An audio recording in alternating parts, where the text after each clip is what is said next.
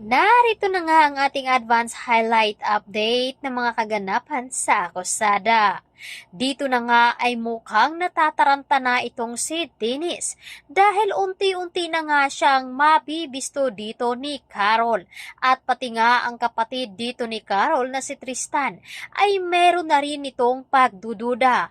Matapos nga ang usapan nila dito ni Carol na meron ngang kakaiba dito kay Dennis. Agad naman na hindi mapakali itong si Ronnie. Matapos ngang marinig niya ang pinag-uusapan ni Amber at ni Tristan tungkol sa litrato nga na pagbibintang dito kay Dennis na umano ay magkasama sila noon ni Joy.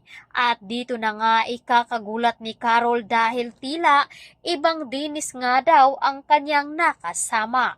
At unti-unti na ngang nahahalata dito ni Dennis ang mga pagdududa ni Carol sa kanya. Kaya gumawa na ito ng paraan at hindi nga daw pwede mabulilyaso ang kanyang plano. Kaya naman inihanda na nga dito ni Dennis ang kanyang plano laban dito kay Carol na kapag nakuha niya ito ay ikukulong niya ito sa bahay nila.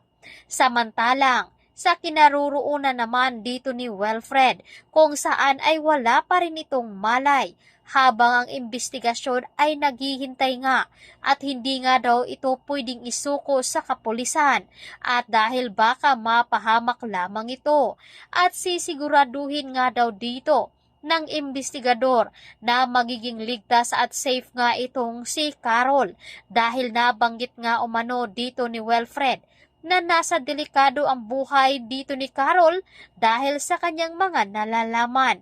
Bago nga ito mawalan ng malay ay nasabi nga dito sa investigador ang nangyari sa kanya. At dito na nga ay tinutulungan ito at nagpapagaling. At dito na nga ay maghahanap nga daw ng ebidensya itong si Carol.